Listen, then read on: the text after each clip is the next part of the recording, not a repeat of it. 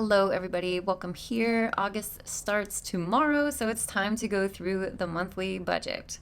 It looks pretty similar to many previous months with a couple small tweaks.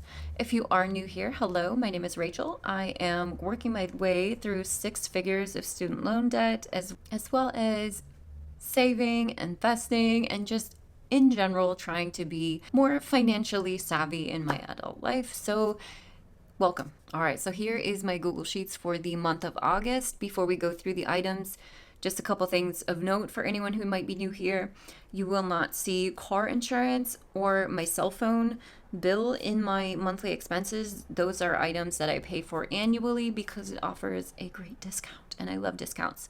And I have a sinking fund for those annual expenses, so they're just not a line item in my monthly budget. That being said, we always start at the top with income. Currently, right now, my W-2 is my biggest income.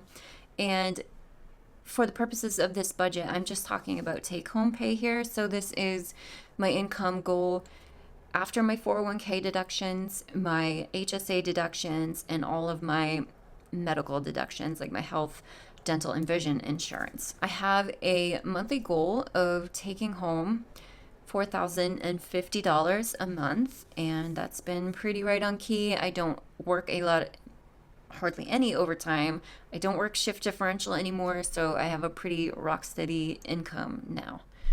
My next income is my rental property. This amount did change a little bit from previous months. I now have a goal of bringing home $448.70. Now, for my one rental property that I have, I am saving all of the income that it brings in to build up a down payment for rental property number 2. So this is not an exact example of what pure cash flow should be, but this is just how I'm calculating it. So as you can see from the note, my tenant pays $734 a month in rent. My property management team keeps $66.06, which is 9% of that. And then my mortgage that I pay out of that is $219.24. That mortgage amount is different. And I can't remember if it's June or July when everyone's property taxes got reassessed. My taxes went up a little bit. So now my mortgage payment has gone up by $11 a month because I have insurance and taxes escrowed into the monthly payment. So my take-home cash flow is now $448.70, which is a little bit different from previous months. Again, I'm saving every penny of that. If I were living off of some of the expenses, I would want to be setting aside at least 10, but probably more like 20% for repairs and vacancy and things like that, but I'm setting aside 100%. My next income is YouTube, and I always just have a goal of meeting the $100 a month payout threshold, and it's paid a month behind, so the payment that gets paid in August will be from the month of July. I actually don't think I'm going to hit the payment threshold this month, so it'll probably be $0 in August, but I'm totally okay with that. It's summertime and views are down, people are doing their own thing. So my next income, I only put on here the last few months just because you all are amazing, and that is support. I have a $0 goal for this, but I always end up getting some kind of support from my viewers and subscribers, and I am so thankful and appreciative to you guys so very much. It's been instrumental in hitting my financial goals, particularly with my sinking funds and savings, but we'll talk about those later. Now, the next section are my expenses. My biggest monthly expense right now is rent at $15.25 a month. That's pretty dang good for where I am. I'm on the coast in New England, and I cannot find anything less than $2,000 a month right now in this area, so but hopefully that number will be changing in months to come, but we'll see. Electricity. If you guys saw this past week's Transfer Tuesday video, you know I've got the ACs running every day now because my Pepe is allergic, and the vet and I have kind of theorized it's from the environment outside. It's been raining, flooding so much and everything is so moldy where we think he's allergic to the outside from all the mold. So now we are closed up. We got the HEPA filter going for him. So now that the ACs and the HEPA filter are running, I'm guessing my electric bill is going to be somewhere around $400 a month. Sorry, it helps if I populate the spreadsheet. I'm guessing the electric bill will be $400 for the month of August and probably the next couple months, but I don't know. Could be a lot worse than that. We'll see. Internet's always $59.99. Mohila is my student loan servicer. We're still in that $0 forbearance for one more month after this. We have August and September.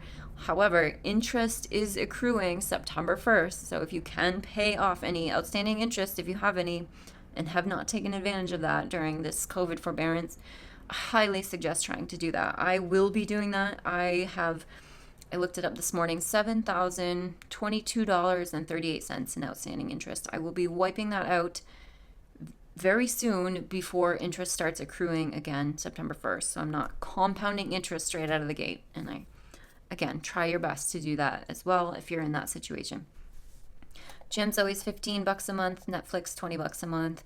Groceries and food, I'm just leaving at $500 a month. I've been trying to get better about that. I've been doing better about that, but we'll see. I've also realized I've been lumping household things into my groceries and food budget this entire time.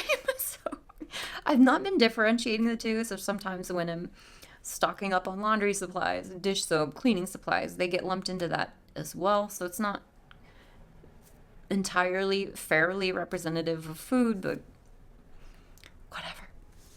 Gas and car wash, I put at $200 for the month of August. Normally I do $150, but I've been driving around a lot. I'm having the best summer ever, seeing tons of concerts and music festivals. I've got 2 music festivals in August. I've got my brother getting married up in Maine. So a lot of driving around back and forth all over New England. I'm here for it. I'm loving it. 200? I don't know. We'll see. Pet supplies, I put at $75. They're going to need things this month. Litter and food. They're going to need it. Invest. $100 is always my goal for investing. And donating, I always have a goal of donating $50. Savings goal, I have a goal of saving $1,000 this month. In August, my sinking funds are locked and loaded, so now this will be just for student loans, I'm guessing. I'm so sick of student loans. Okay. Spending $300, and this is my budget for the whole year. I am still trying to do a low buy year for the year of 2023. This is not including experiences. This is straight up material item spending, things I want to buy. So I'm still sticking to that budget for the year. $300 is a good low for me. That's not for everyone. Some people spend a lot more than that. Some people think $100 a month would be low, but $300 is where I'm comfortable. And just because things come up, like vet visits and things, I don't necessarily pull from a sinking fund every time I have a vet visit or a doctor's copay or whatever. Sometimes I just cash roll those things because I have the money on hand. So I put 0, but things come up. Now, my next category is just debt. This is the current exact amount that I owe in student loans, $185,250.22. I did have it down to $160,000, but student loan refund, I forgot. I had requested it months ago, and then the check came in the mail one day, so they gave me back the full $25,150 that I paid during the forbearance. So I'm not going to put it all back, but again, at least that outstanding interest. I set myself an arbitrary goal for the year of saving or paying an additional $14,000 towards my student loans, but I don't know. Priorities are shifting. Life is happening, so more updates to follow on that, but that's where we're at currently. And then my sinking funds. Holy shit. I am so happy. Look at these zeros right here. As of this past Tuesday, I finished saving for, thank you, Mark, thank you, Carol, thank you, all of you, hugely instrumental in my savings goals this past year, but My fund was the last thing to get beefed up, and that just happened this last week in Transfer Tuesday. So thank you so much. Oh man, this is incredible. And so now I do believe, and here's where other might come into play. I may pull from this sinking fund, from the fund, sometime here in August, because I'm planning a trip. I think I finally have an idea of what I would like to do with that money, at least a little bit of it. I think it's going to be in October, so I'll let you know as soon as I have those plans in place. And of course, I've invested $0 towards my Roth for the year, because if you've been around my channel a while, you know I don't so much care about when I'm 65 years old. I plan to retire much sooner than that. So traditional retirement accounts, even though I do always contribute to a 401k at the very bare minimum to get a company match, because that's just free money. Everyone should be doing that if you can. But additionally, above and beyond that, I don't get so excited about retirement accounts, because I'd rather be buying myself cash producing assets in this moment now to help me retire a hell of a lot sooner than the government thinks I should. So, but you know that if you've been here. So will I, you know what, I might just take that right off the sinking fund, since I don't care. That's really controversial. My opinion doesn't have to be yours. But that's it for the month of August. I am really looking forward to it as a whole. I'm lots of camping and music festivals and just having the most delicious time. You know, getting it all out after 5 years of being locked up in a cement bubble. And okay, that's a gross exaggeration, but that's how I feel about those last 5 years. So I'm just enjoying my summer. Gonna continue to enjoy my summer in August, so we'll see what plays out. Thank you guys so much for watching. Let me know down below if you have any big financial goals you're hoping to hit for the month of August, and I will see you guys in my next video. Bye.